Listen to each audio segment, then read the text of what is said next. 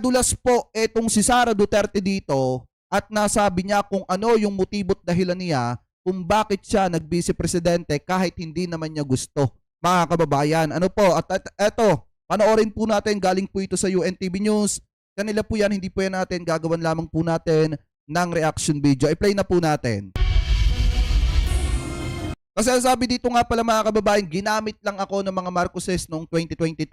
PBBM, walang alam sa pamamalakad sa Pilipinas. Ano po, pero since natalakay na natin yan kanina, meron lang tayong babalikan dyan. Mga kababayan, yung may sinabi siya dyan na talagang nadulas siya kung bakit siya tumakbong vice-presidente. Ano po ni PBBM? Ipagpatuloy pa natin. Ryan, may nabanggit din ba si VP Sara tungkol sa pagkakaibigan nila ng kanyang dating running mate noong nakaraang halalay? Monica, hindi naman daw sila talaga magkaibigan, sabi ni VP Sara. Nagkasama lang daw sila ang dalawa ni PBBM noong kampanya at nang maupo na sila sa posisyon bilang presidente at pangalawang pangulo at nagkakasama lang daw sila dahil sa obligasyon nila sa taong bayan. Pero hindi naman daw ibig sabihin nito na may kaibigan sila. Sa ngayon, wala daw silang komunikasyon sa isa't isa. Ginamit lamang umano ng kampo ni President Bongbong Marcos Jr. sa kampanya noong 2022 election si Vice President Sara Duterte. Isa ito sa mga...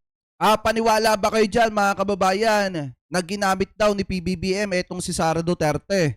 O si Sara Duterte ang nanggamit kay PBBM dahil nakita niya ang kalakasan mga kababayan ng suporta ng Marcos loyalist kay PBBM. Aminin man natin or hindi mga kababayan, ang mas nakinabang at nakakuha ng maraming boto etong si Sara Duterte. Bakit? Kasi unang-una yung mga Marcos loyalists sumuporta ng buo kay Sara Duterte nung panahon ng 2022 presidential election.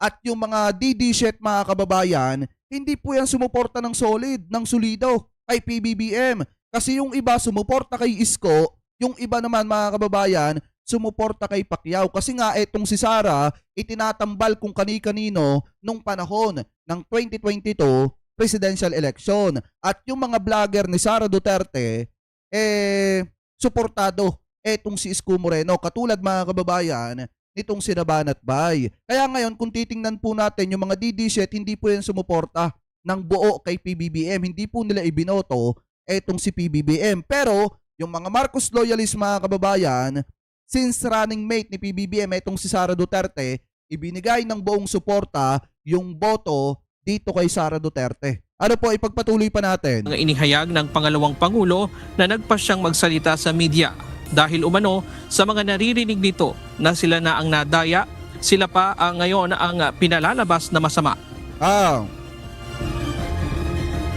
Nandun ako sa Davao nung lumabas yung deception na yan.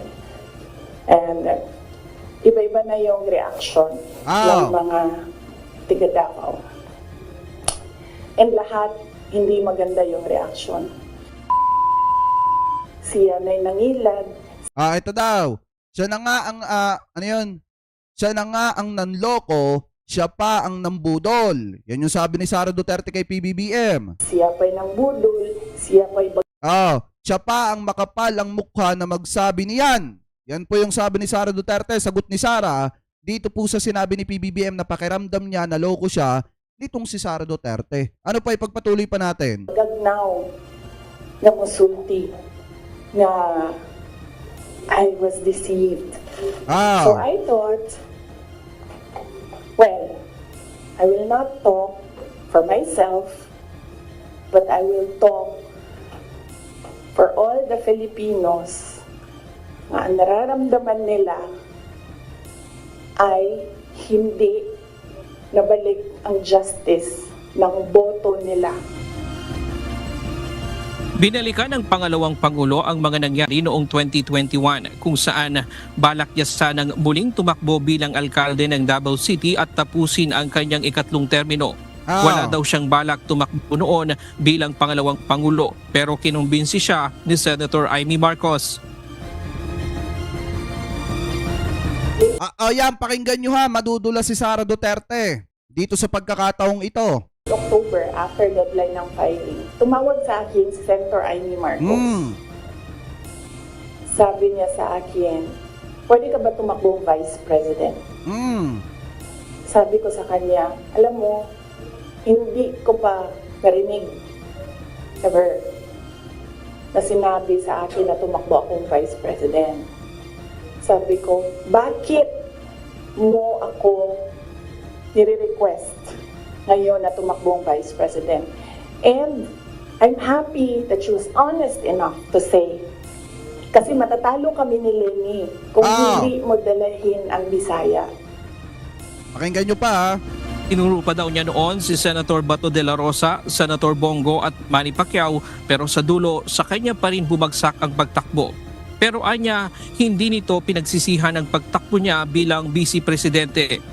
Ipit din daw kasi siya sa sitwasyon dahil sino man ang manalo noon kay BBM at dating Vice President Leni Robredo, meron silang kapangyarihan para ipitin at paalisin siya sa pwesto bilang local chief executive. Pakinig nyo yun mga kababayan. Kaya napilitan si Sara Duterte tumakbo, hindi dahil sa matatalo ni Leni Robredo etong si PBBM mga kababayan, hindi dahil sa ganon. Ano po, kaya napilitan si Sara Duterte na tumakbo bilang presidente kasi natatakot siya kay Leni at saka po kay PBBM. Bakit mga kababayan? Kasi ipagpalagay natin kung si Leni ang nanalong presidente at nakita ni Leni na may katiwalian etong si Sara Duterte dyan sa Davao ng paggasta ng pera ng Davao City, di umano, mga kababayan, anong gagawin ni former VP Leni? Natural, baka masibak din yung si Sara Duterte sa pagka-mayor. Mga kababayan, tandaan nyo po yan. Ngayon, kung si PBBM naman ang nakakita na may katiwalian dyan po sa Davao City, sa tingin nyo palalampasin ni PBBM yan?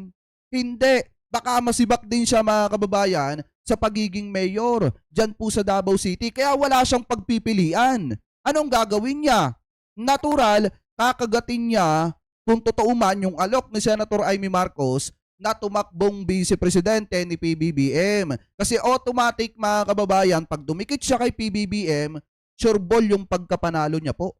Ano po? Kasi hindi niya pwedeng sabihin ng mga didiset na nabudol sila ni PBBM. Ang mga Marcos loyalist lang ang may karapatang magsabi niyan kasi buong suporta ng mga Marcos loyalist ibinigay lahat kay Sara. Yung mga didiset hindi kasi naghiwa-hiwalay yung boto ng mga yan. Kaya kung titingnan po natin, no choice si Sara Duterte kung hindi mag-vice presidente kasi anytime na malaman na may katiwalian talaga mga kababayan sa kanyang pamumuno bilang mayor ng Davao City, automatic kahit si former VP Leni, ang president ng mga panahong ito ngayon, matatanggal at matatanggal siya sa pagka-mayor. Di mawawalan siya ng kapangyarihan.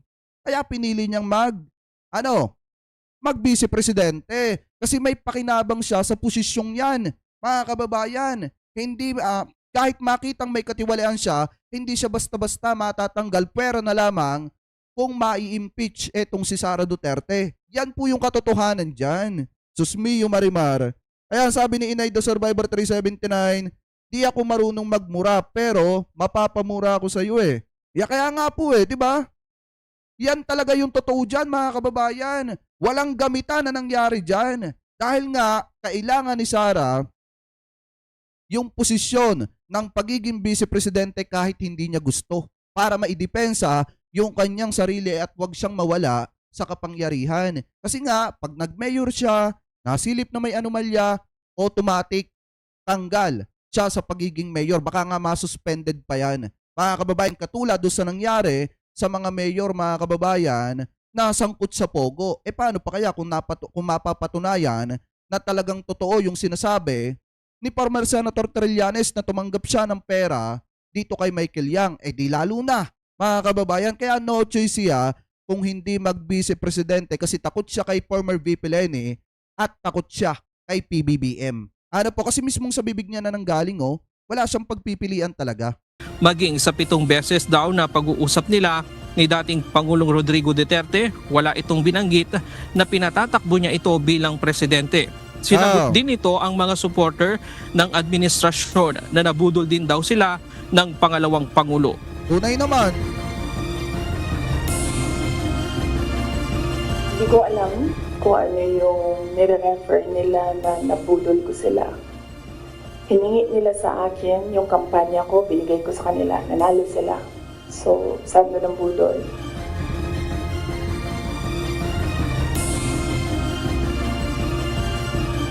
Hayagan din itong binatikos ang pamamalakad sa bansa ni Pangulong Ferdinand Marcos Jr. Direkta nitong sinabi na hindi siya kontento sa pamumuno ni PBBM kaya ito kumalas sa administrasyon.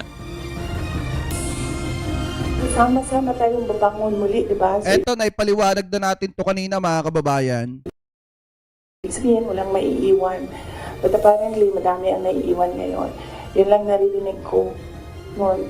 Ang mali ko ata is nag-assume ako na when you say sama-sama tayong babangon muli, naggawa ka ng mga bagay para sa bayan at para sa taong bayan.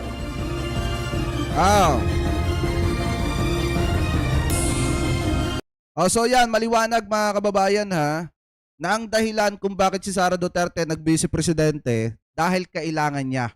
At darating, alam niya mga kababayan darating yung time na magigipit siya kung siya ay mayor. Dahil nga maalinman kay PBBM o kay former VP Leni yung manalo pagka nakita talaga at nasilip na may katiwalian sa pamumuno ni Sara Duterte nung siya pa ang mayor ng Davao City, automatic, mga kababayan, alam nyo na, masisibak siya sa pagiging mayor. Kaya, tinanggap niya na yung alok, kung totoo man, ni Senator Amy Marcos na tumakbo siyang vice presidente ni PBBM.